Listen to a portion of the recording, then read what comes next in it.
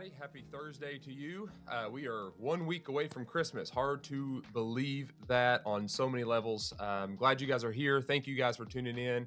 It's another week of just reading through some news. The last one I did was actually a very fascinating live stream. I encourage you to go back and check that out. Went over a topic about Google messing around with syndication of real estate property listings, and kind of like what that might mean in the future. And it's more of an experiment right now and kind of what's happening. But there's been a lot more dialogue in regards to that story. A lot of news articles are still being ran about it. I'm following that story. I think in my industry, in real estate, it's highly intriguing when you start seeing big players do some maneuvering. And that's kind of what this is to me. It's kind of like a maneuvering of power in a way, as far as who controls data and, more importantly, real estate listings and that kind of stuff. So I think it's going to be a fascinating story going into 2026 to kind of follow. In some ways, there's a part of me that says I hope that Google does kind of enter into this portal war to some degree, to rival Zillow and Trulia and that kind of stuff, and bring some balance. I like competition. I think it's a healthy thing. But anyway, so go back and check that one out, and see what you think about that. Leave some comments on the video as well. But glad you guys are here. Today is kind of a nice day. I got my usual coffee here. It's only problem is I got it extremely hot, so you might see some fog coming up out of here. It's not special effects. It's literally that my coffee is extremely hot. But grab your cup of coffee, come in with me, join me as I go through some more recent real estate news and what's going on in our industry. I think there's just constant maneuvering. I always find it extremely fascinating that in our industry, or our industry itself, is so talked about with people. It's every day of your life. If you're in real estate and people find out you're in real estate, it is a topic that majority of people want to talk about. They like having those conversations. They like asking about real estate. And it makes sense, right? They own a home probably, or thinking about buying a home or selling. And it's a very expensive purchase. And it also affects the economy in so many different ways. So it seems that makes sense why it's a big topic. And at the same time, that's also why it's very important for us as real estate agents to be very much on point. What is going on in the news? What is happening? What is stirring? What are changes happening? And what's the economy doing? We got to be really equipped, and we also have to be very diligent in the way we approach that. So, that's really what this is. Matter of fact, I was asked the other day, why am I doing these live streams? What is the point of this? And I've said that a couple times in these videos, and I'm just going to reinstate it today to answer that question. Is I have noticed, and myself included, that it's very easy for all of us to fall into the trap of reading the headline and kind of running with that as the truth. And I want to kind of bring more balance to that. Like, that's not what it is. When you see a post on Facebook or anywhere else, you got to get into the data to see if it's true. Ask a lot of questions.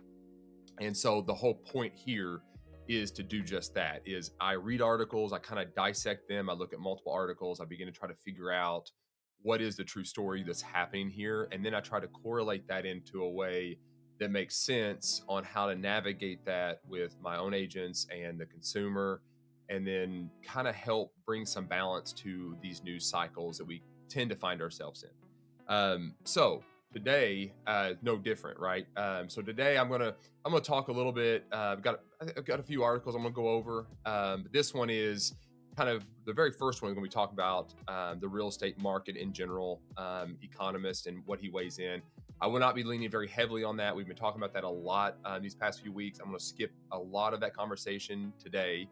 And I'm going to read a couple articles in regards to that, because there's a couple things I just kind of want to highlight what is happening and just kind of keeping our little fingers on the pulse there and what is happening.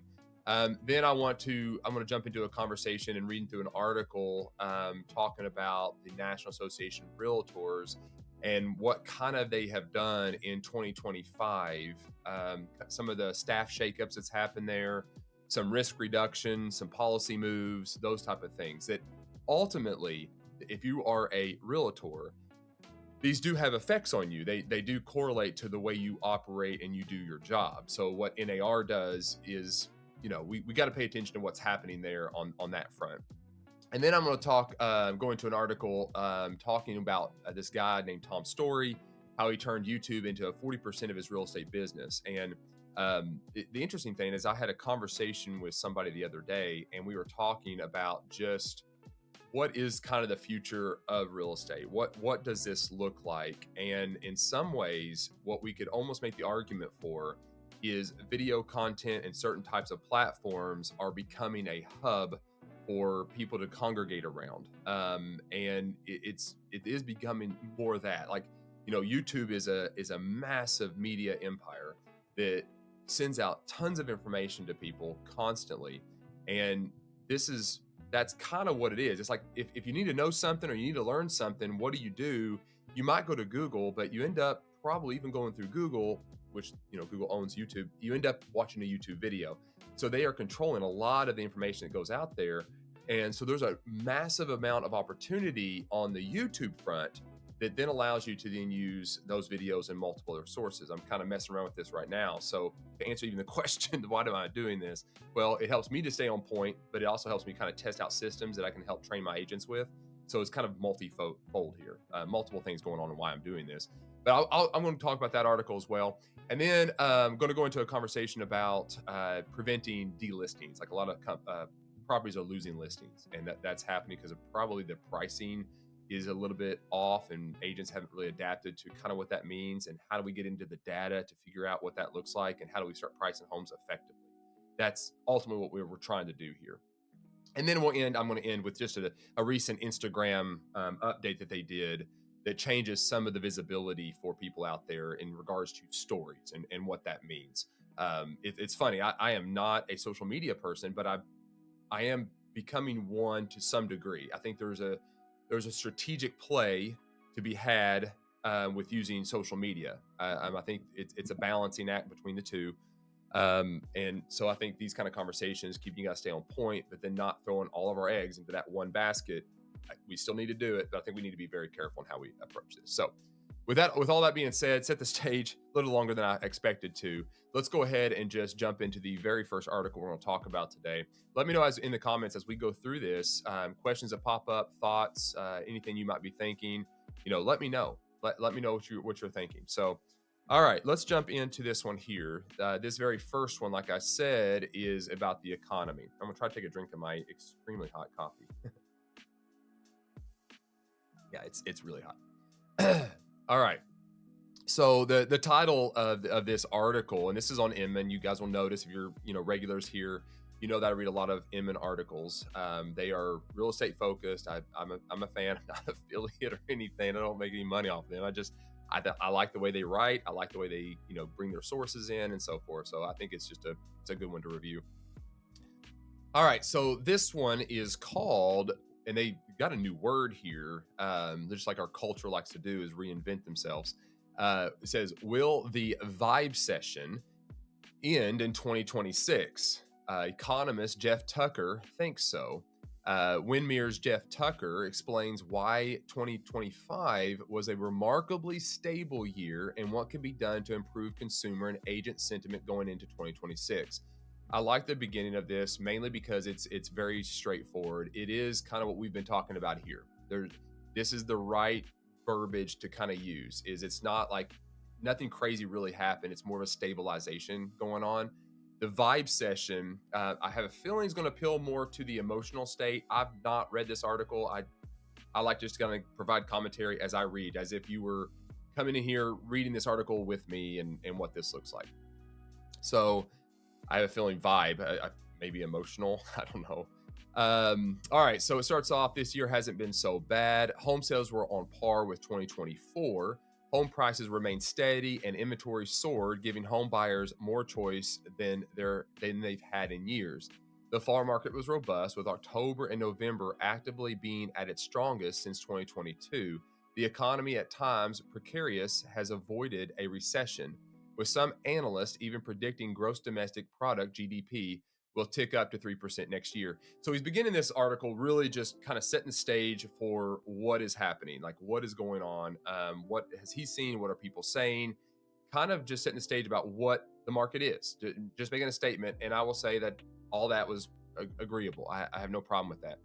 So why does everyone, and this is the point right here. If you notice, this is italicized, right? Feel so terribly about the year that was, all right? So that feeling part, that's where that vibe I think is going to come into this. Windermere principal economist Jeff Tucker said the economy and housing market are driven by feelings as much as by statistical data, with consumers rightfully bummed out by affordability woes. So this is the whole point I make this whole statement is the economy most of the time is dictated by the emotions of the people, and the emotions of the people are often dictated by the headlines that are written and then the posts that kind of go out from there. These media companies are really good at getting information out there and being the loudest voice. It looks like they're speaking from truth, but in reality, they typically have a different agenda, and they want to make things bigger than what they actually are, and all that. And we've got to, as professionals, we need to lean in to what the data says and counteract any kind of feelings or emotions that kind of come along with that. That's the challenge as professionals that we have. We don't ignore these articles, we read them, we dissect them, and then we tell the truth, right? All right, quote, Kyla Scanlon coined the term vibesession to talk about how the vibes felt as bad as a recession, even though we weren't statistically there. What a statement. High interest rates play a significant role in bumming people out, but the state of the economy and the housing market. So, end quote. So that's a very good statement. That actually summarizes everything I was just saying. Maybe this word is cool, vibe session, right? Maybe you got a vibe session going on where there's a feeling involved that might not necessarily match up with what the statistics are saying. And again, I just challenge real estate agents to be the one that is speaking the truth based on the data that we have. So that's great. Quote, that picture of the American dream for millennials, Gen Z, and anyone else hoping to buy a home in 23, 24, 25 has been hard to come by, end quote. Tucker said 5% mortgage rates and increased inventory will go a long way toward improving sentiment in 2026. But even if the best case scenario doesn't play out, there's still plenty of room for opportunity. So again, this is watching data. We talked about this. Last episode and last week. Is when you start seeing shifts, it's never to say, oh, everything's just falling apart and we're just lost everything. In real estate, things shift all the time. They go back and forth. The demographic of the buyer does change. The demographic of the seller does change. But in every single market, and I've been doing this for a very long time, there's always opportunity. So if you're the type of agent that all you ever do is you read these articles and you think of the negative of them, and you don't really realize that there's opportunity in every single situation, then you are tunnel visioned on the negative things and you're avoiding or you're missing the actual opportunity in this. So you could read that and just say, oh, the poor Gen Zs, the millennials, and anyone else hoping to buy, they just could not have bought. But then you then negate where's the opportunity in that market, because I assure you that there is. And he talks about this in the very next point is the opportunity to shift and making room for opportunity. And that room of that opportunity is what we talked about last week. That is an older demographic. And maybe he'll get to this, but I'm going to hone on this and he might even get to this. But the opportunity are the ones that maybe they have massive amounts of equity, or maybe they even paid off their home that they do need to sell. The interest rate and all this economy stuff is irrelevant to them. They're going to be rolling that money over into another house. They don't care about the interest rate. They're paying cash, or they're really just high in equity and they need to move. And by making this sale, they have enough money to then pay cash for the next home. So those are your demographics. And a market has this weird contrition going on where the affordability and the income and stuff is kind of off kilter. And you got this really almost kind of like a stalemate. The opportunity is going to be with the ones that have the highest amount of cash. And so there's still a massive amount of them. So the question to you guys as agents is, how do you get in front of them? How do you market yourself to that demographic? All right, let's get back into this article. All right, I think for agents, some of the big opportunities actually shine through when you look a little more closely at the demographics, there you go, of who is transacting and where they're coming from.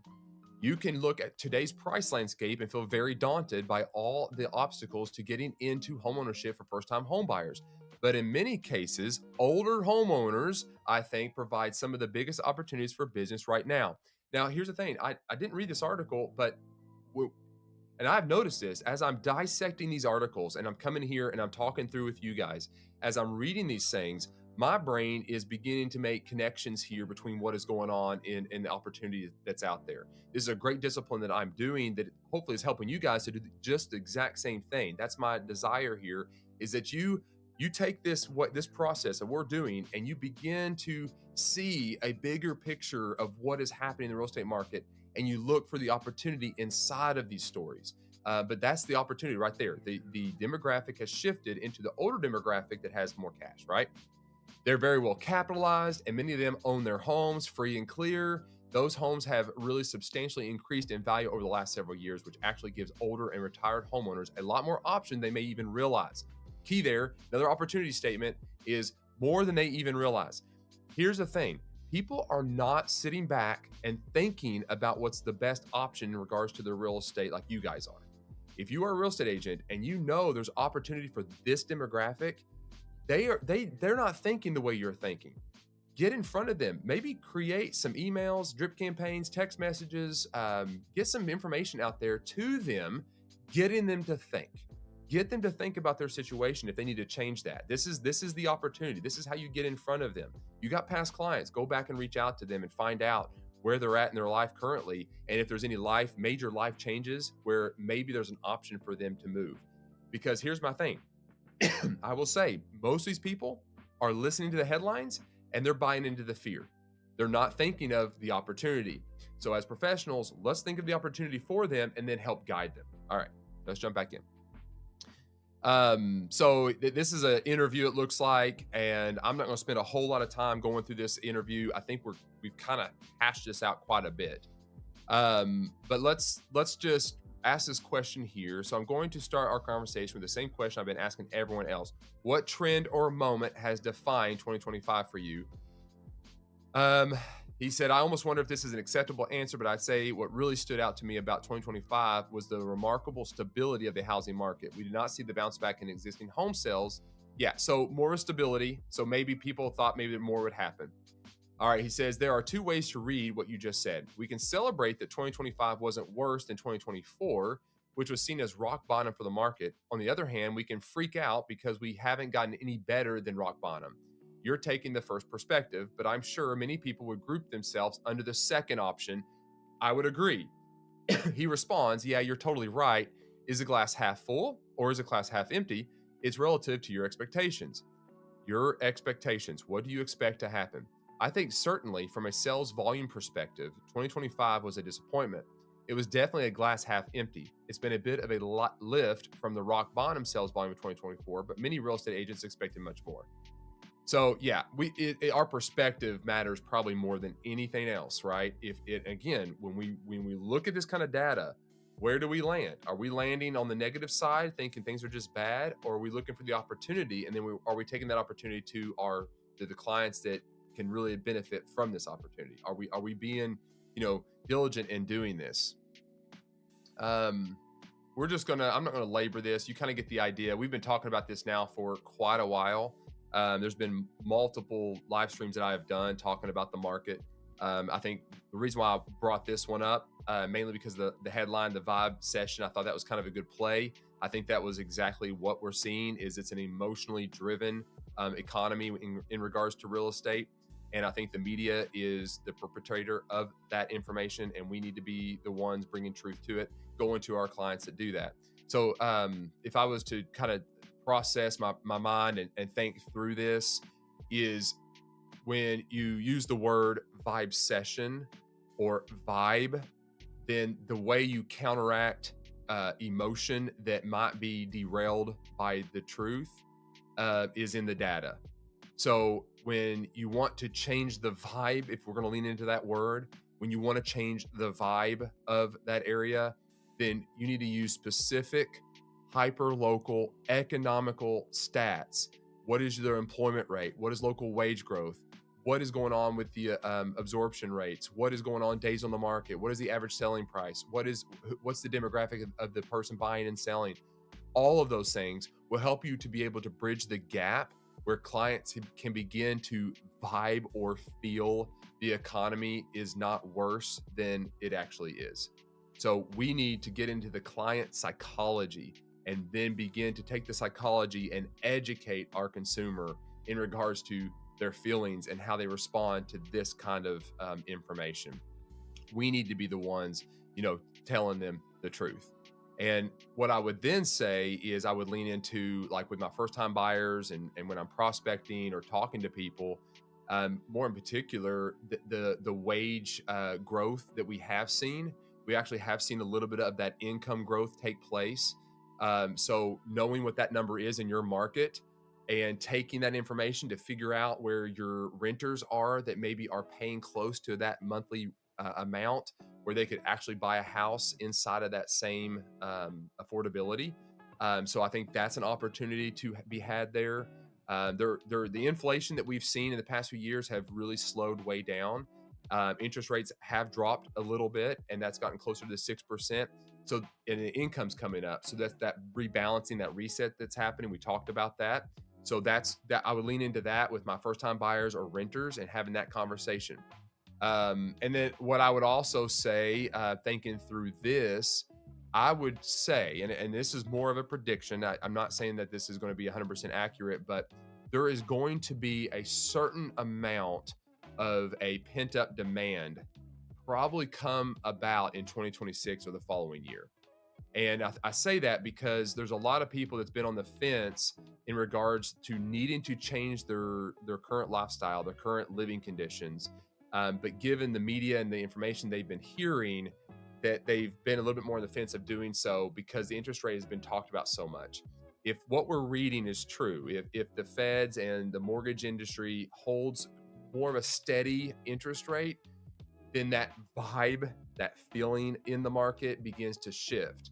So then what ends up happening there is that pent up demand of these people that are debating settle in emotionally and decide, okay, this is what it is. The market's not going to crash, prices aren't going to drop. I have cash. I'm probably ready to buy and sell. So that's kind of typically the way this cycle works in real estate as far as the economy is concerned. And if I look back into the data, I would say that's probably pretty close. A lot of variables can change that, but I would say, given what we're reading right now, my prediction would be somewhere in that realm. That I think there's going to be a certain element of a pent up demand come about. So there you go. You can take that. Don't take it to the bank, but you can take that and do as you wish with it. That's my thoughts on the economy currently. Now, I'm going to briefly go through this one. This is on Yahoo Finance again. It's a contributor. I'm sorry, but your name, if I butchered it, I apologize. E. Napolitano wrote this article. And really what they've done is they've just kind of brought in a few little highlights here. And I'm just going to skim through this real quick. And I'm going to read this paragraph just to set up the stage, and then we'll jump through the article. If you felt sidelined by the real estate market in years past, it's fair to wonder whether 2026 finally looks different or whether it's just another version of the same frustrations. The short answer is that the market does look calmer heading into 2026, but not dramatically cheaper or easier. Expert housing market predictions for 2026 suggest a market where preparation, flexibility, and local conditions are more crucial than chasing the perfect moment to buy, sell, or relocate. That's the statement that's setting the stage for the article. Now let's get into some of the data that they talk about and some of the perspectives that they give, okay, that this contributor gives. All right, mortgage rates may ease in 2026, but they're unlikely to bottom out. I would agree. I think we're going to hover right around the 6% range. I don't think we're going to see a massive amount of inflation. I see that coming back down. So that statement, yeah, absolutely. I think that's very true. Home prices in 2026 are expected to cool, not collapse. Again, we just talked about this. This is just another article to validate multiple other articles that we read. This gives us some, context and different sides of the opinion, different people looking at data, helps us to be able to come to a better conclusion about what we're saying. So that's the point of the discipline of reading multiple articles and taking the time to do so. Home prices. So I would say this is very true. I have no problem with that statement whatsoever. This is lining up with everything else we've read. Rental markets offered some breathing room in 2025 and still matter in 2026. There's still a high influx of rentals out there. Not a huge price gap in those. The quote here is housing affordability was a significant challenge in 2025 as Americans faced high, stubborn interest rates and rising prices that added pressure to monthly bills. George Ratnew, vice president of research at the National Apartment Association, said in an email, quote, the year brought a noticeable number of new apartments to the market, end quote, particularly across the South and Southeast. He said, which pushed vacancies higher and led to softer rents and more concessions. So a little bit of a balancing act there too. So that's what's happening in the rental market as well. And then the question is this: will the 2026 housing market favor buyers or sellers? This is a good question, because how will we answer this one? This is where many 2026 housing market predictions begin to fall apart a bit. I would say it's very hard to predict this one. This is a very odd market. On paper, the housing market already appears more favorable to buyers than it did a few years ago. Realtors.com November 2025 market data shows the typical home spent about 64 days on the market, roughly 3 days longer than a year earlier, the 20th straight month of year-over-year increases in time on market. I think that's a pricing adjustment. I think there's a little bit of adjustment in the market, a reset in the market as far as agents pricing properties. Meanwhile, we'll actually get into an article here in a bit talking about delistings, where people list their properties, don't sell, and they take them off the market. That correlates, right? Redfin's October national housing data highlights a market where sales and listings have barely moved, a sign that homes aren't selling as quickly as they did during the pandemic era frenzy. All right, that sounds like a buyer's market, right? It isn't, at least not everywhere. Inventory tells the rest of the story. So this is the thing: is you still have this difficulty where you have a lot of homeowners that have an extremely low interest rate. So yeah, we talked about the older demographic that has cash and they can sell. There's this middle demographic that has a 3 to 4% interest on their mortgage that still function in their house. They might prefer a different location, but it's not enough to make them move. So even though you've got like what would you consider like a buyer's market, where the inflation is cooled, prices tend to drop because agents are aware of pricing strategies, sellers are becoming aware of the price gap, and the incomes have slightly risen. So you would say, oh, good buyer's market. But then you have this weird side where you got these really low interest rates, where if that person's sold out, they can't go and buy another home and get the same interest rate, so they don't sell. So now you've got an inventory problem. So that's where, how do we predict where this is going to go, how this will play out? That's why it's almost not a crash. It's more of like the slow reset and balancing act kind of going on. So that's, and I'm just kind of skimmed through this. That is literally the conclusion that he has come to here. So let's see if there's anything else in this article we can pull out of here. Yeah, he talks about how buyers can start preparing now. For buyers aiming to own in 2026, small moves can translate to big progress on their homeownership journey. Okay, one exercise Shahan recommended sounds simple, but it's telling. Try setting aside the full projected housing payment, including taxes and insurance, each month, well before applying for a loan. For some buyers, that test builds confidence that a monthly mortgage is doable. For others, it's a wake-up call that savings or income might need an upward adjustment. Either outcome is useful. This is where, as a professional, I would say you can really lean in to helping your clients figure out if they can afford a house. Having these kind of buyer consultations will actually help you to be able to help them navigate budgeting, affordability, and then talking through the process about what it takes to become a homeowner. The reality is, almost everybody wants to own a home. Now, there are some exceptions to that, but majority of people want to be homeowners, pursue the American dream. As a professional, our job is to help navigate and get them there. And that doesn't begin at just getting the call for somebody wanting to start looking at properties. It can begin now with people that are currently renting that might not be ready to buy for the next 1 to 2 years because they don't understand the process to get ready to buy. You, as the real estate agent, are the ones that can go in there and help them. So get familiar with how to do that. I think this is a great opportunity to do some consultations to address that pent-up demand in the next year or two. So figure out if that's a good action play on your side into your business model. Use our home affordability calculator below. It breaks this down. There's tons of those out there. You guys can check those out. All right, let's pause just for a second there. That was good. Let's talk a little bit just in summary, kind of about all the economy, and then we're going to move on.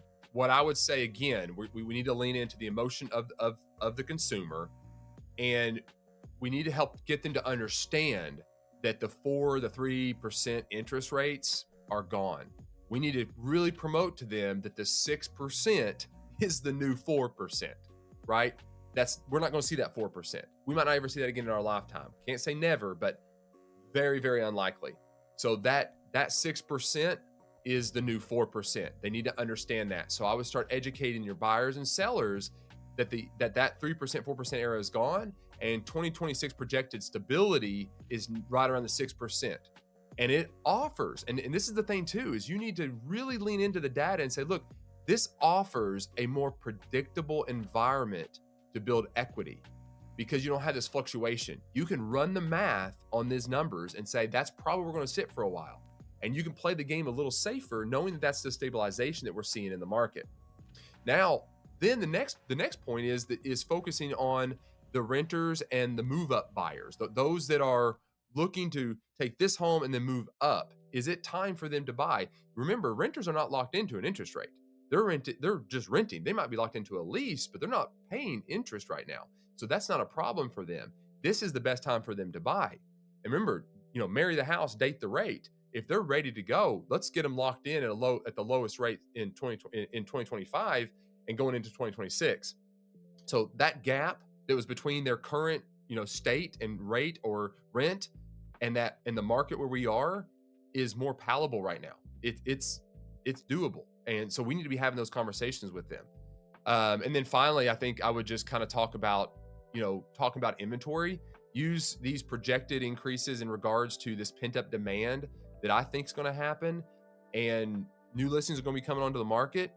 And I would be having more conversations with my buyers in regards to that. I would be leaning in, reaching out to them saying, look, I'm kind of hearing that there's going to be some pent up demand released coming into 2026 and 2027. And I think now is a good time for you to start thinking financially about how to get yourself in a position to buy a house. All right. So that would be kind of my summary in this topic, and as far as the economy goes. Let me know in the comments your thoughts, any opinions, rebuttals, agree with me, disagree with me, let me know. All right. Now we're going to shift gears. We're going to get really specific into the real estate market as a whole, more in particularly in regards to the National Association of Realtors and the 2025 staff shakeups, risk reduction, and policy moves. Again, this is an article by Inman. I'm just going to go through this and briefly touch on a lot of these little shifts and things that's kind of happened with NAR this year. And this is just things, some of them had direct effect on us as agents. Some of these things take time to have effect, and some of these things might take us even longer. It might not even happen. So let's just go through this real quick. And it says in 2025, NAR focused on policies, listening, and responding to members' concerns. Think great move, NAR. That needed to happen, guys. Like, there's been this divide where in some ways you kind of felt it was like us versus them. And I have seen a lot of dialogue, a lot of meetings that has eroded that mentality a little bit in certain camps. And they are really trying to lean in to listening and responding to what the members are saying. I will say I've seen this, I've heard this, I've been reading about this. Here's how the organization and its leaders navigated an industry in turmoil. They have had a very rough year. You go back to 2024, and you talk about the buyer rep agreements and that lawsuits and the settlements and all that, then leads it into 2025, where there were some trust issues that arisen out of this. And so how do you respond to that? How do you address that? They've been very proactive this year in doing so. So what does that look like? It says it was a year of reinvention for the nation's largest trade organization. When 2025 began, the National Association of Realtors had just lumbered through years of bad publicity, mistrust, legal setbacks, and negative sentiment among its nearly 1.5 million members. Let me know in the comments if you kind of felt that. Like, do you guys feel like there was this us against them? Like, was there a situation where that this rings true, right? In response, NAR brought on a new CEO in mid-2024, and by the start of 2025, that CEO, Nikia Wright, knew what she had to do: change the organization or face extinction. That is true. There was a big movement where people were just saying, why do I even need NAR at all? Right? They were questioning that. And no matter what side of your aisle you land on, maybe you're full NR and you supported them fully, and maybe you're on the other side and you said, they failed me, I'm done, I want to walk away, why am I paying for this, whatever. That's both voices need to be heard. And I will say, as I've read, that has been their mission. They are trying to do that. They understand where the mistakes were made. They've made some corrections. They're listening to what we're saying. That's been their response. So they're trying to bring that unity back. They still have a road to go down. They still have, we can't let them off. They still need to be constantly be pushed against, right? So, and but it's difficult. You're running an association for so many people, right? So many people. All right, the quote was this by Wright. She says, "Most legacy companies make their way to the extinction bin if they are not continuing to reinvent themselves. My responsibility is to reinvent the organization." End quote. By January, Wright and her team were embarking on a year of change. And with 2025 now wrapping up, here are some of the trends, changes, and evolutions that characterize NAR's story this year. All right, let's jump into this. The very first one, eliminating some risk. Eliminating some risk. NAR in 2025 aimed to get rid of potential legal risks to the organization, in part by pushing decisions to the local level instead of playing national rulemaker and watchdog. The group shook up its legal team in part to guide an effort at examining its existing risk and getting rid of what it could, John Wilkowski, NAR's general counsel, said on a recent post. Quote, "What was done this calendar year were things that were intentionally because they could be done in a relatively short period of time. There are more complicated aspects to the risk analysis that needs to be vetted and engaged with stakeholders across the industry for the next year and maybe even longer." Here's the thing, this is difficult. Good intentions, right?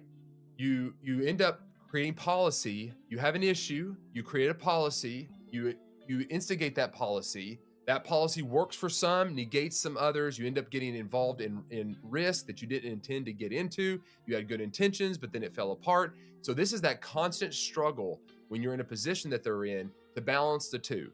They want to maintain order. They want to do what they say they're going to do. They want to try to do this, but then you start going in. You got the national level, you got the state level, you got the local level, and when you start trying to do police and policing of all the way down into that local level, you're going to be met with some resistance because real estate is so hyper local. You make a policy at the national level, well, you then have a problem at the local level, right? That might not correlate to that market. And then they're left reining in all the difficulties of navigating their markets based on the policies. So is that what NAR is there for? So that's kind of where this is coming at. They're taking a step back and saying, where are we assuming risk where ultimately we really don't need to be in this battle at all? We're reassessing, like, are we in these markets and creating policies that we need to make, or is this overstepping our bounds for absolutely no reason, just for the sake of doing something good, or at the same time causing problems?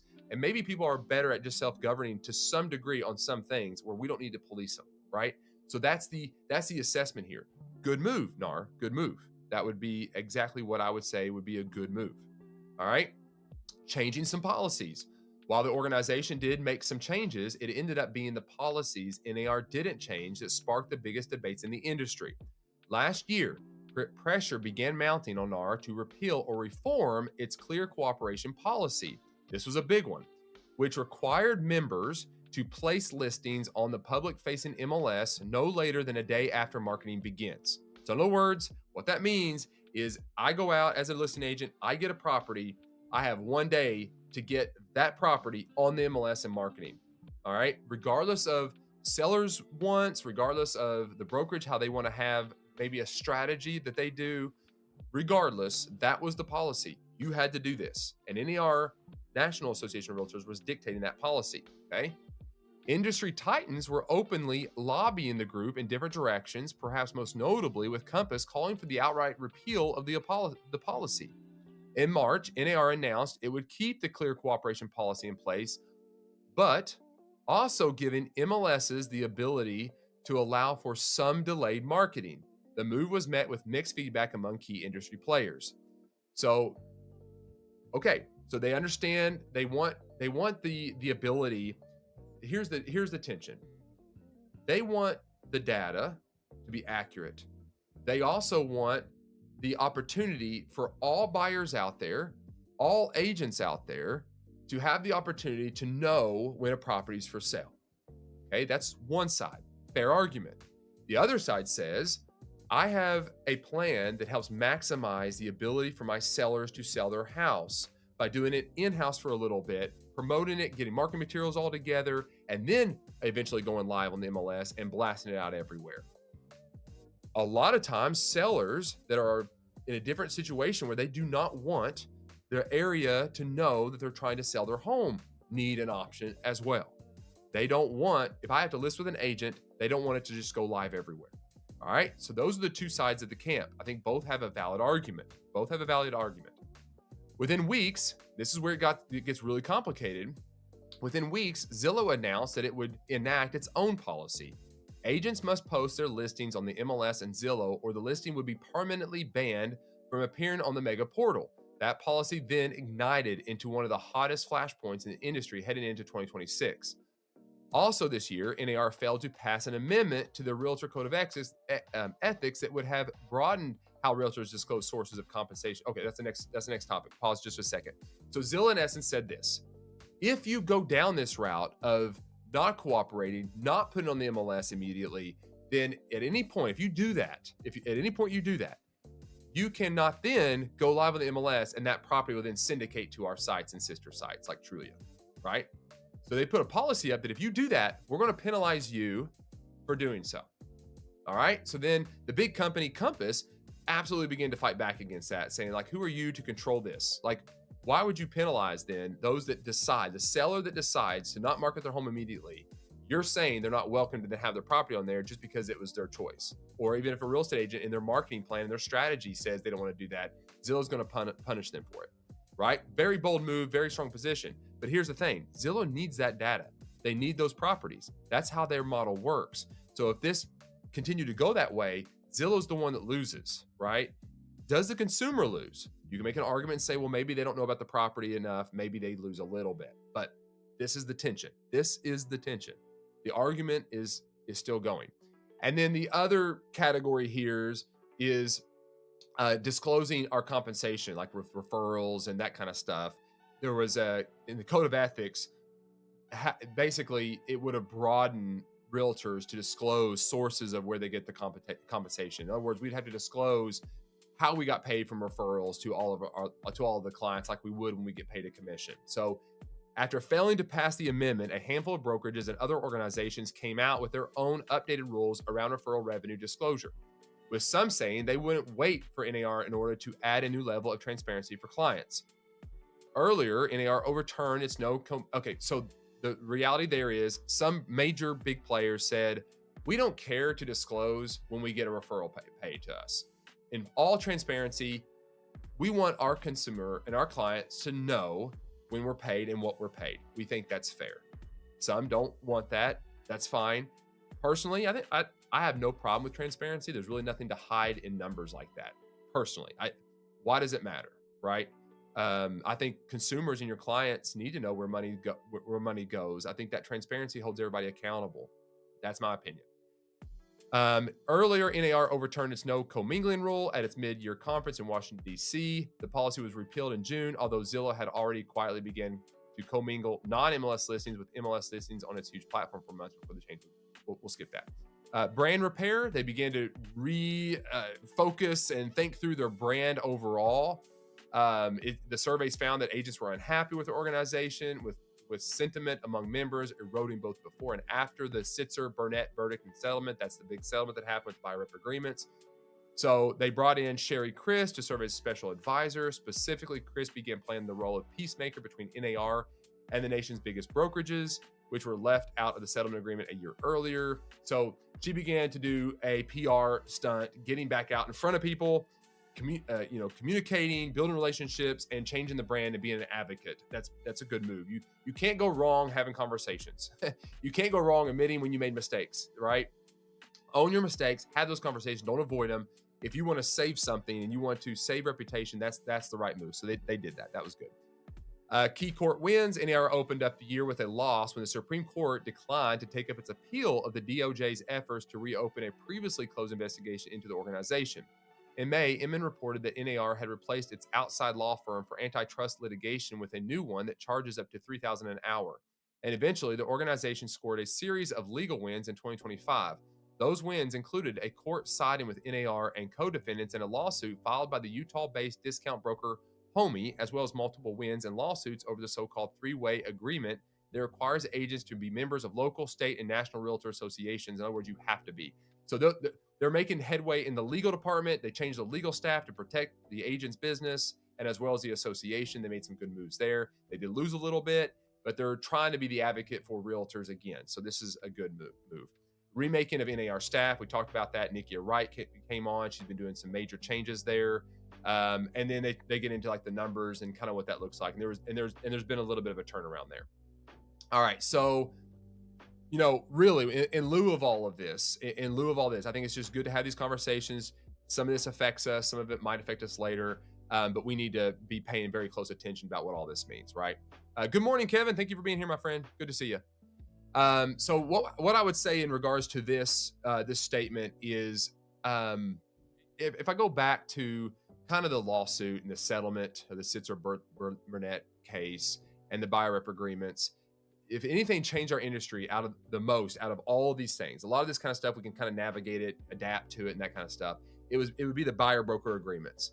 So what I would say is going back and kind of doing an audit of the way you approach those buyer broker agreements. I have been seeing this a lot where there's a little bit still some confusion in the way those are handled, when you present those, what they mean, and then what does that look like in your brokerage? Like, is it handled effectively? Is it working well? Is there something you can tweak?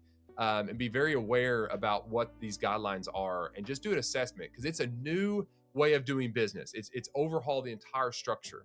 So if you're a broker out there and you're listening, or an owner, I would encourage you to talk to your agents too. Just kind of do an audit of the way the processes are working. Go through your buyer consultations and make sure that you're doing the best you can in those consultations, but ultimately you're following the mandate that is required correctly. We do not want to fall back into any kind of legal battle with this. I'm all for transparency. I 100%. And commissions are negotiable. They are a negotiable fact in real estate. I don't ever talk about commission with any broker anywhere outside of my own company. That is our fee. That's what we charge. That's what we do. I could care less what other people do. I don't care. And that should be the way it should be. Our buyer broker agreements are ours. Our listing agreements are ours. That is our agreement, right?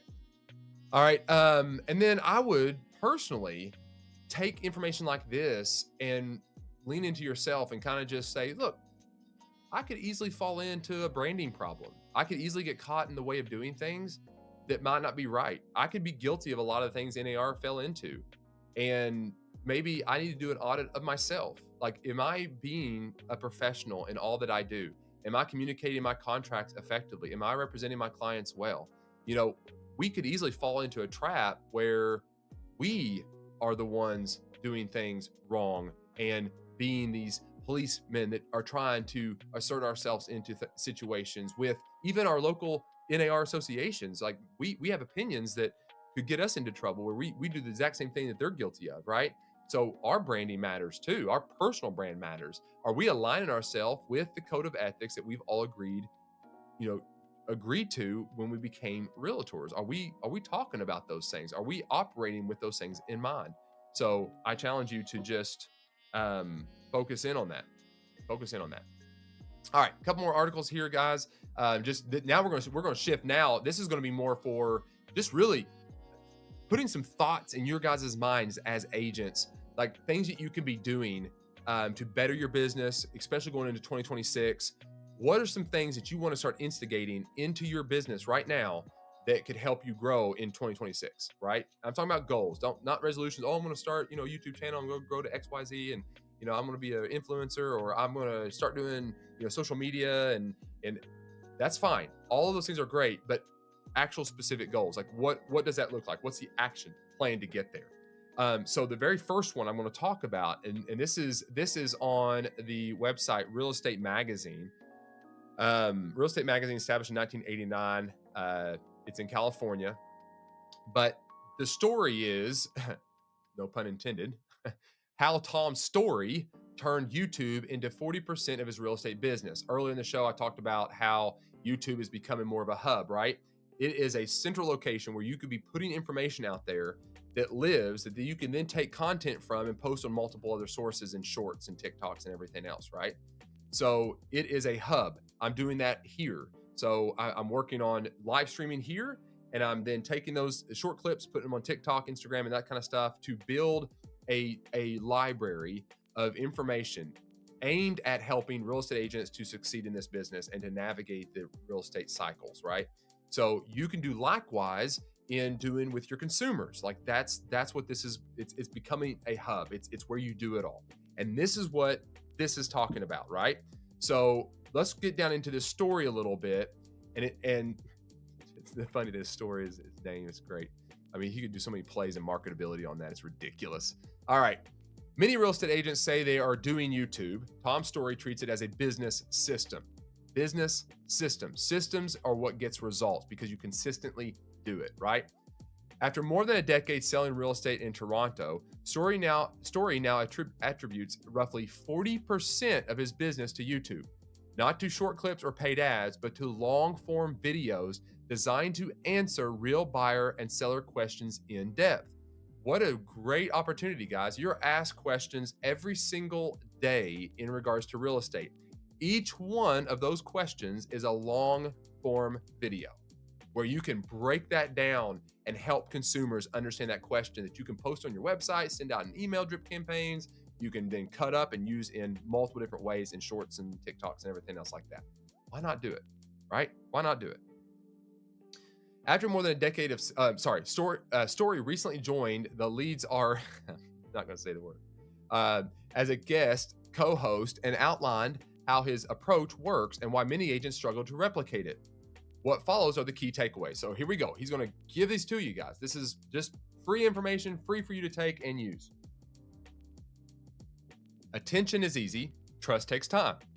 Short form video can capture attention quickly. It rarely builds trust on its own. Story's experience reflects a broader pattern seen across marketing and professional services. Clients usually need meaningful time with someone before they are ready to reach out. That time is not measured in likes or comments, but in minutes spent listening and learning. For Story, that trust is built through long-form YouTube videos that often run 30 to 60 minutes. The goal is not entertainment. The goal is clarity. So notice what I'm even trying to do here. That's literally my whole entire goal, is to bring clarity to a real estate news industry, right? The news that comes into real estate, and then take it and give you guys practical information to bring clarity to what is going on. Okay, now I'm doing this focused on strictly on real estate agents. All right, I'm speaking to you real estate agents. That's my demographic. That's where I want to focus. I have agents that I want to try to help. That's my desire. You, on the other hand, have consumers that you want to represent. Replicate what he's saying here. Create these 30, 60-minute videos where you come on and you talk and you just answer questions, and you have a community that comes together and you work through these problems together, and then you become credible. And when you become credible, then they're going to use you and they're going to refer people to you. It's a great strategy. Again, going back, is YouTube the hub? YouTube could technically become the hub. The video format that converts. Story focuses on a small number of evergreen, high-intent videos rather than frequent uploads. Now, this is where it differentiates between what I'm doing and what I would say he does and what I would encourage you to do, okay?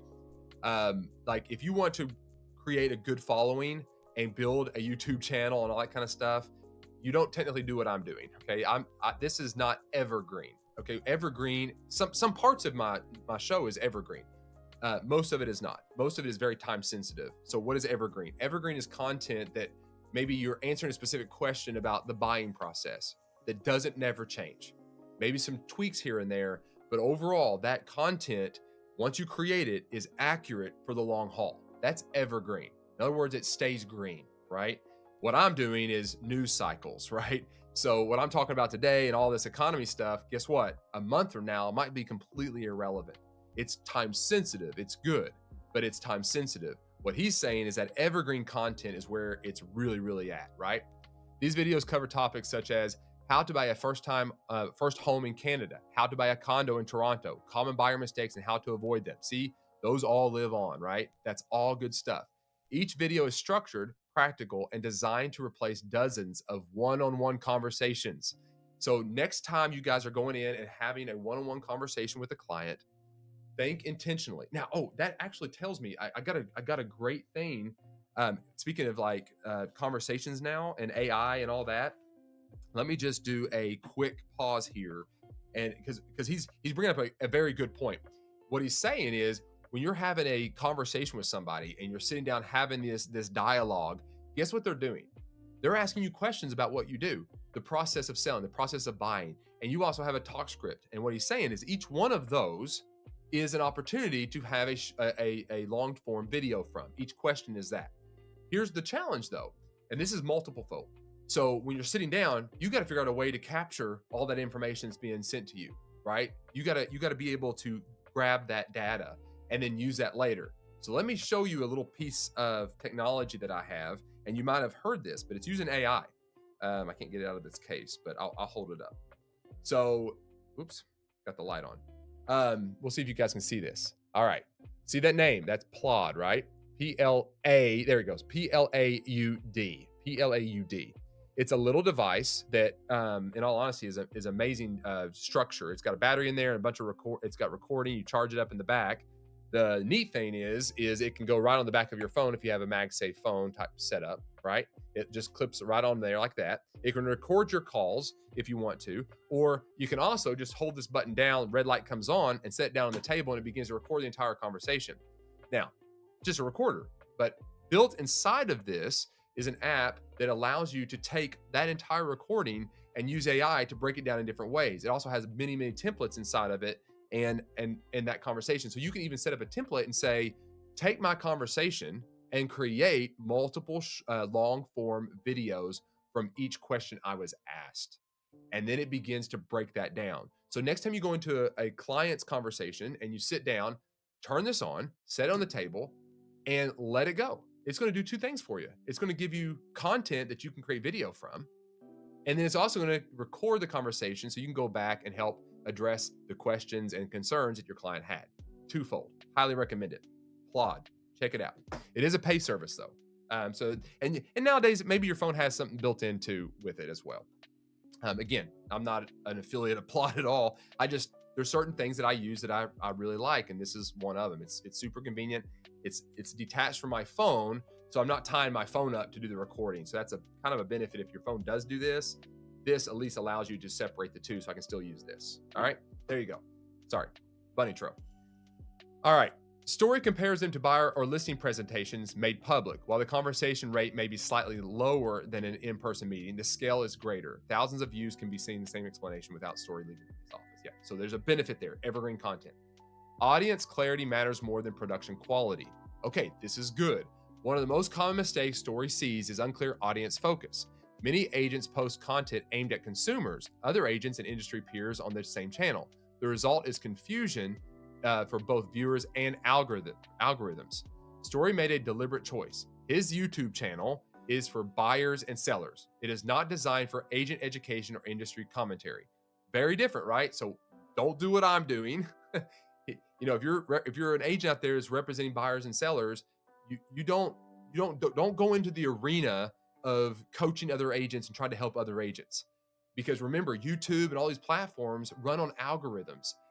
There needs to be a clarity to what your channel is about. It needs to be clear on what the content and who the demographic is to see the growth and the reach that you really ultimately want to see through YouTube. So he's making a very good point. Make sure it's very, very clear who your demographic is, and then do not deviate from that.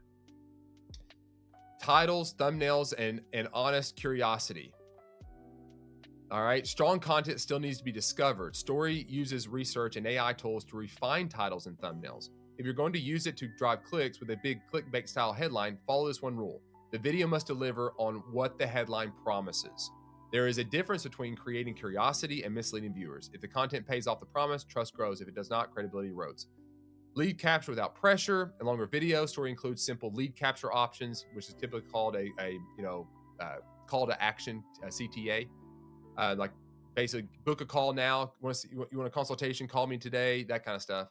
A system that compounds. Story could generate business through cold calling, door knocking, or constant posting. Those methods still work. YouTube offers something different. It compounds. A video published today can continue to build trust and generate clients years later. It functions less like social media and more like infrastructure. So it lives on. And this is kind of like that whole concept. This is like the modern version of having your money work for you, where you invest it and I'm not going to work. I'm sitting back and it's just making me money. I would say for marketing's sake, that's what this is. It's like I'm making content that lives on for a long time that more and more people can discover. And I'm not having to go back into the weeds to try to figure out and stay back in front of those people. It just works for me in the background. So the more you put out, the better. The bottom line is this: most agents do not fail at YouTube because they lack ideas or personality. They fail because they treat it as content instead of a system. Story did not build a channel. He built a repeatable process that turns clarity into confidence and confidence into clients. For agents looking to build leverage rather than chase the next tactic, the approach is worth studying. I would 100% agree. Study this tactic here. This is a great conversation, great article talking about a value that you guys can gain in YouTube that's completely free, guys. It's just free. And here's the thing, I'm asked this question all the time, or I hear this all the time, is I don't like recording myself. I get nervous. I can't think. I lose my clarity, whatever. No one cares if you stumble around your words. I've stumbled multiple times today. Nobody cares. People want somebody that's natural, real, and they can relate to them, especially in a world with all this crazy AI that where we're getting deceived more and more by these AI videos. I mean, just go to Instagram and look at the reels and tell me if all those are real or if they're AI, right? The AI is just entering everywhere. So people are going to be craving more and more of that natural connecting with a person. So get on, just push record.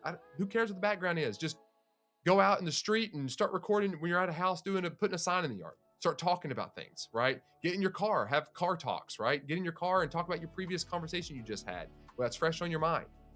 Making it just super, super simple to do that. All right. So let's just talk about kind of some tips that I would give, kind of thinking through this, what I would say to do this here, and we'll wrap up this segment here. I would say, here's an idea. Maybe do a question of the week, right? Start off with just doing a simple, here's the question that I was asked this week, and then create a 5-10 minute video answering that specific question. And make sure it's a question that your actual client asked that is relatable to them, and then share it to them and share it to others in your drip campaign, in your CRM, right? And then, I would probably focus on just doing that once a week. I would say consistency, right? And I mentioned this a few live streams ago, consistency over quality. That's really what you're looking for. And then clarity. I would say you want the clarity. You want your video to articulate and answer the question that you're being asked. But I would start off with just something very simple as answering a question of the week, and just do that once a week. And if you get comfortable doing that, and the more you get comfortable doing that, you can up your game a little bit more and start doing more, right? So I could go into more about that, but let's move on. I think it's a very great article. I think it's a very good perspective. What he's doing makes perfect sense. And I would say, I do agree. I think there's an element where YouTube is becoming a hub for business of real estate agents to generate a lot of business. Matter of fact, there's even a community tab once you reach a certain amount of subscribers that people can communicate inside of. So it does kind of create a little community there. So, and guys, I'll say now we're talking about YouTube. If you're watching and you have not liked, subscribed, or rang the bell, please do so. I do appreciate that. Hopefully you're getting some kind of value here. All right, let's go jump into the next article here. Prevent home delistings, how agents can keep sellers committed. This is the challenge that we're in right now. We're seeing a lot of this kind of take place where homes are coming on the market. They're sitting on the market for a long time, and sellers are getting frustrated and they're removing their homes off of the market. So that's what the delistings is. So this is talking about how to keep that from happening with your clients. All right. Let's jump straight down. Who is most likely to delist? A new report from Redfin shows certain sellers are more likely to pull their home off the market. Homes lingering on the market. The typical delisted home had been listed 100 days before being removed. All right. Nationally, the market with the highest percentages of stale listings at least 60 days or more include Florida's Miami, Fort Lauderdale, West Palm Beach metros, and Austin, Texas. So here's the thing. I would go back and look at an audit of your properties. Do you have any that are over 60 days or even 100 days? Have you engaged with that seller? Chances are, statistically speaking, they're frustrated. So what's your response as a professional going to talk to them? And it's very crucial that hopefully you had at the very beginning of getting this listing, you had the conversation about price. And if you took a high price listing against your own better judgment, then you might have an upset seller with you. And I'm a big advocate that you turn away listings that are not sellable. They cost you money and time. And that's something you can't afford to give up. Because if just to get a listing and a sign in the yard is not really the game. The game in listings is to get a sign in the yard and sell the property so you get a raving fan going out and talking about you and giving you referrals. That's the money. And if you take a listing you can't sell, you spend all the money on photos, videos, and marketing and all the time to do all that, you've just lost money. You're in the hole now. So you get a product that you can actually sell. So go back and look. Then I would also look in your MLS at properties that have expired in the 60 to 100 day or remove themselves off the market and cancel their listings, but those that maybe are even been on the market for 100 days. Pay attention to those properties. Are they going to be coming off the market soon, and why? Tempted by rental options, some sellers may be swayed to rent their homes until market conditions improve and then relist at higher prices later on. Avoiding a price reduction. About 15% of homes delisted in September risk selling at a loss, the highest share in 5 years, according to Redfin's data. Nearly half of delistings came from homes purchased within the last 5 years, with many homeowners who bought during the pandemic still holding on for higher home prices. There's been a ton of canceled listings because of sellers who dip their toe in, get no showings, don't want to drop the price, and pull it off the market. Rebecca Hidalgo, owner and broker at Integrity All-Stars Realty in Chandler, Arizona, recently told Real Estate Today. There's a lot of pride, a lot of ego, and a lot of emotion tied to home selling. Look, as professionals, we don't have time for the emotional game. We have got to sell properties. That's how we make money. So you've got to be realistic. Is the seller you're talking to realistic in selling their home? Are they just wanting to test the waters? Is it worth your time to allow someone to test the waters and your money and your time? You've got to make that decision. Most of the times I would say no. You need a sellable property. You need a property, you go in as a professional, you price it correctly, you get it on the market, and you get it sold. How to prevent delistings and canceled contracts. Price accurately from the start. Overpricing is one of the main reasons listings stall. Here's the thing. How do you price a home accurately at the start as an agent? It means you get very familiar with what is going on in your market. What is the data saying? Be highly educated on what the value of homes is currently. When you go in to do that listing appointment, be ready. Have that CMA ready to go. What is the price that you're going to recommend based on the actual data you see? Get in there, be familiar, be very good at pricing properties. It's being a true professional when you do that. Your home is worth what someone else is willing to pay, but sometimes that doesn't line up with what sellers think. That's so true. Courtney Pulitzer said that. All right, prepare the home thoroughly. About half of buyers report being less willing to compromise on the condition of a home, according to NAR's 2025 Remodeling Impact Report. Agents are encouraging sellers to make key updates, such as painting, roof repairs if needed, and kitchen refreshes to make a home stand out. Attention to even small details matters too, like having clean air filters, tidy entryways, and fresh baseboards. These are upgrades. Again, if you have somebody that's really wanting to sell, they're not going to balk when you go through the house and you start pointing out certain things that need to be done to this house to get it ready to be sold. You need a sellable product, and the seller has got to be willing to make it into a sellable product. There are certain things that buyers are looking for.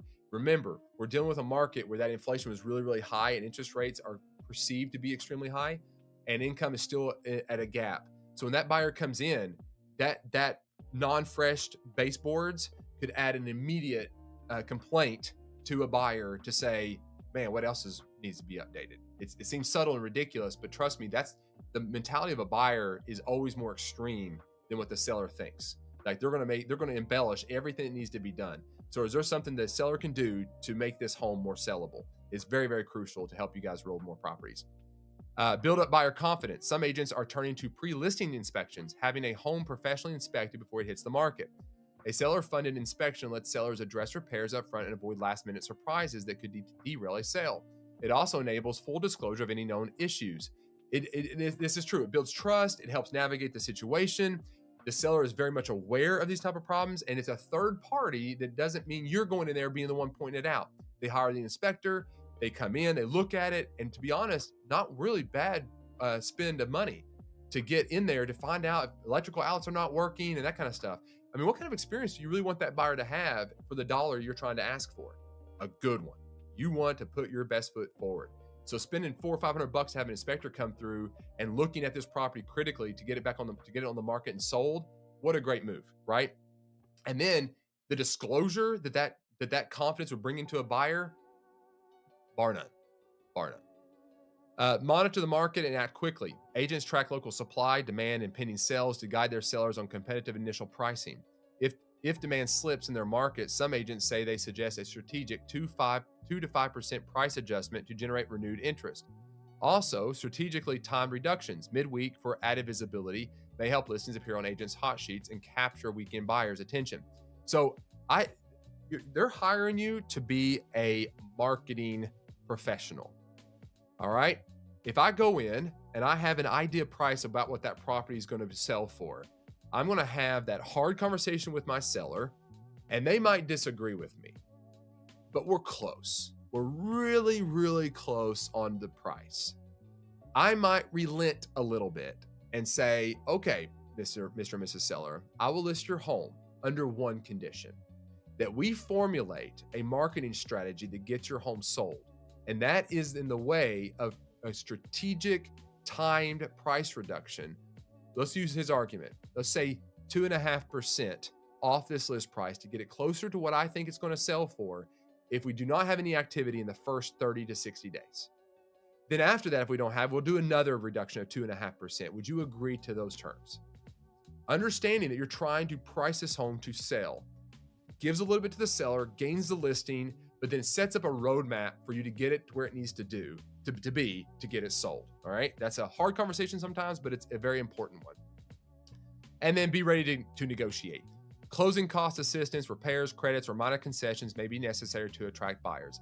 Agents who anticipate negotiation scenarios are preparing their clients ahead of time for the give and take conversations that could help prevent a deal from collapsing and get the home sold. So that's the thing, that seller consultation where you're talking about pricing, getting the home ready, repairs need to be made. The next conversation is that concession conversation. Realizing there's this price gap still happening, and a lot of your buyers, especially we're going back to what we were talking about earlier about renters, they don't have a whole lot of cash. Can they afford to do all the closing costs to be able to buy this home? Is there certain things that might come up where they can't afford the home? Having that initial conversation. Now, with our agents, we tell them all to prepare a closing projection sheet. In other words, something that's going to break down what the bottom dollar would be after all expenses are paid out, what the seller would walk through. And if you sit down with your seller and you do that proceed sheet on, hey, if we sold your home at this, here's the cost all associated to that, and here's your bottom dollar. When they see that number, they now know where their margins are. And if they know what their margins are, you can go into the conversation about concessions. How can they help be the home that attracts all the buyers? And one way they can do that is by offering some version of concessions. So if you have that bottom dollar and you have it all calculated out, you have that bottom number, you can then say, hey, in some situations, just to be aware that someone might be coming in here asking for some closing costs to be paid. Are you prepared to handle that? And if so, here's what your bottom dollar would be. So these are the conversations you do need to be having with your seller. So totally agree. All right, some thoughts. There's a lot. I've kind of already broken this down in regards to what I would say are my thoughts, but let me just kind of summarize these type of things. I would say doing the pre-listing inspections, great idea. I would encourage sellers, to pay for this inspection up front to eliminate any kind of deal killer or surprises that might come up in the buyer's inspections. And it will also give a lot more confidence in the buyer and their contract that you have disclosed what you know because you've had it inspected. I think that is setting your seller up in a good position. I would say, when it comes to the pricing strategy, I would absolutely lean into having, if somebody has their home a little bit higher, I would lean into having a marketing strategy to bring in a reduction of 2 to 5% over that time, like they suggested in this article. I think that's a good idea. And I would then do that, typically on Wednesdays and Thursdays, because that would trigger the new price alerts to hit right before the weekend surge. So that's typically what I usually advise agents to do. If you're going to do a reduction, you do it Wednesdays and Thursdays. It has time to hit all the portals and get out there and say new price. And, people are on the weekends just browsing and flipping through listings. The next thing is addressing the pricing ego of sellers.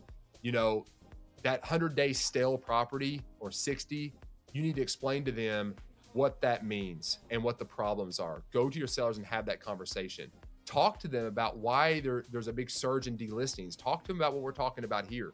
Present that information to them and say, look, there's a lot of delistings going on because of homes being overpriced. And I'm coming with you with information that is extremely local, talking about the market. I'm coming as a professional because you hired me to sell your house, and I'm telling you what your house is worth. And if they don't relent on that, you have two options. Walk away, which I would say in most cases, that's not a bad play. Let someone else list it at the high price. You'll get it when it expires, or they delist it and cancel it. But then, or if it's really close to what you want to suggest, create a marketing plan to make a reduction in a short amount of window time and see if they'll agree to that. That would be my advice there. All right, one last story, guys, and we will be done for the day. I hope you guys have found some value. This is in regards to Instagram. I am not, like I said, not a big social media person, but it is part of our life. It is what we have to do as agents to stay relevant in the consumer's eyes. That's where they are, right? It's how we can get in front of them. All right, this article again is on Inman. It's called Instagram's New Stories Update Changes Visibility for Agents. It says Instagram has announced shareable stories, a new opportunity for agents to expand local reach, spark conversations, and stay visible without posting more content. So in essence, what this is someone makes a story post, you can take that and you can share it onto your story. So now this story cycle begins to happen. So the whole point here is thinking locally. How can you make your Instagram, outside of just you being the orator of all information, are there certain Instagram accounts out there that maybe do coffee shop reviews, restaurant reviews of your local area you sell in? If that's the case, then this is an opportunity to take that story that they maybe have reviewed and share that back on your story, driving traffic into your Instagram. All right. So that's an opportunity to take advantage of this where, maybe you're not delivering the information, but it is giving you the ability to, send the information out that someone else is giving. And then that person, will appreciate you sharing their page, which ultimately will lead with more follows and engagement from them. And you end up building this cycle inside of your community that ultimately could generate business from. So this is a great opportunity here. So it says Instagram recently announced an update that many real estate agents will scroll past, while a strategic group that's paying attention will quietly benefit. Again, got to listen, pay attention to what these things are going on. That's my whole goal here, is to keep my finger on the pulse about these little shifts and try to get ahead of everybody else and get you guys equipped to do so. All right. Pay attention while quietly benefiting. Instagram stories, which have been used by agents for day in the life type content to spark conversations, have now become shareable. This means that anyone, whether a follower or not, can share another user's story to their own, right? No follow, nothing. You can just take it, share it onto your story, and then you can probably put things on it and make it your own, but it still links back to the other person. It's not stealing from them at all. They still get all the recognition. It's still their video playing, their titles and their usernames and everything is in there. So at first glance, this may feel like a minor platform tweak, but for agents who rely on visibility, familiarity, and local trust to grow their business, this change matters. It reinforces something that has been true for years on Instagram. Stories are not filler content. They are where attention turns into action and casual viewers turn into real conversations that lead to new business. That's that stepping process, right? Stories sit at the intersection of habit and intent. People consume them daily, often without thinking, until something resonates. When that moment happens, it often leads to a reply, a direct message, or a link click. With stories becoming easier to share, that moment can now extend beyond your existing audience and into local conversations you were not previously part of. I'm not going to get into, shareability. I'm not going to talk about what stories is, but we're going to skip down to this part. Shareability favors local relevance over real estate content.